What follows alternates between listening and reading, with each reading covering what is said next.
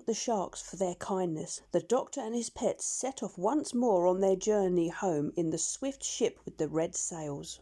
As they moved out into the open sea, the animals all went downstairs to see what their new boat was like inside. The doctor leant on the rail at the back of the ship with a pipe in his mouth, watching a canary island fade away in the blue dusk of the evening. While he was standing there, wondering how the monkeys were getting on and what the garden would look like when he got back to Puddleby, Dab-Dab came tumbling up the stairs, all smiles and full of news. "Quack, quack!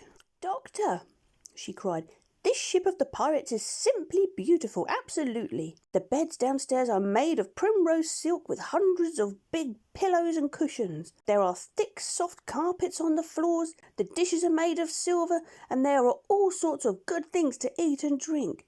Special thing, the larder, well, it's just like a shop, that's all. You never saw anything like it in your life. They kept 5 different kinds of sardines, those men. Come and look. Oh, and we found a little room down there with the door locked, and we are all crazy to get in and see what's inside. Jip says it must be where the pirates kept their treasure. But we can't open the door. Come down and see if you can let us in." So the doctor went downstairs and he saw that it was indeed a beautiful ship. He found the animals gathered round the little door, all talking at once, trying to guess what was inside. The doctor turned the handle, but it wouldn't open. Then they all started to hunt for the key. They looked under the mat, they looked under all the carpets, they looked in all the cupboards and lockers, in the big chest in the ship's dining room, they looked everywhere. While they were doing this, they discovered a lot of new and wonderful things that the pirates must have stolen from other ships. Cashmere shawls as thin as a cobweb, embroidered with flowers of gold, jars of fine tobacco from Jamaica, carved ivory boxes full of Russian tea, an old violin with a string broken and a picture on the back, and a set of big chessmen, carved out of coral and amber, a walking stick which had a sword inside it when you pulled the handle, 6 wine glasses with turquoise and silver rims, and a lovely great sugar bowl made of mother of pearl. But nowhere in the whole boat could they find a key to unlock the door. So they all came back to the door, and Jip peered through the keyhole. But something had been stood against the wall on the inside, and he could see nothing. While they were standing around, wondering what they should do, the owl Tutu suddenly said, "Shh! Listen! I do believe there's someone in there." They all kept still for a moment, and then the doctor said, "You must be mistaken, Tutu. I don't hear anything." "I'm sure of it," said the owl. "Shh! There it is again. Don't you hear that?" "No, I don't," said the doctor. "What kind of sound is it?" "I hear the noise of someone putting his hand in his pocket," said the owl. "But that hardly makes any sound at all," said the doctor. "You can't hear that out here." "Pardon me, but I can," said Tutu. "I tell you, there is someone on the other side of that door putting his hand in his pocket.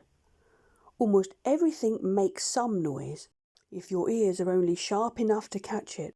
Bats can hear a mole walking in his tunnel under the earth, but we can tell you, using only one ear, the colour of a kitten. You surprise me. That's very interesting. Listen again and tell me what he's doing now." "I'm not sure yet," said Tutu. "If it's a man at all, maybe it's a woman.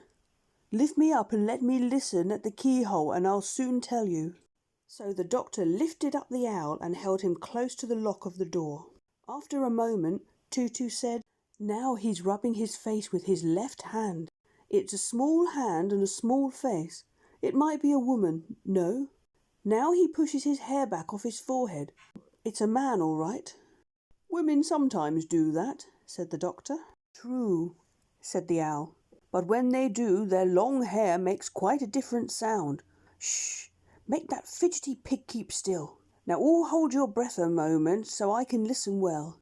This is very difficult what I'm doing now, and the pesky door is so thick. Shh! Everybody quiet still. Shut your eyes and don't breathe." Tutu leaned down and listened again very hard and long. At last he looked up into the doctor's face and said, "The man in there is very unhappy. He weeps. He has taken care not to blubber or sniffle, lest we should find out that he is crying. But I heard quite distinctly the sound of a tear falling off his sleeve." "How do you know it isn't a drop of water falling off the ceiling onto him?" asked Gub-Gub. "Phew, such ignorance," sniffed Tutu. "A drop of water falling off the ceiling would have made 10 times as much noise." "Well," said the doctor, "if the poor fellow's unhappy, we've got to get in and see what's the matter with him. Find me an axe and I'll chop the door down."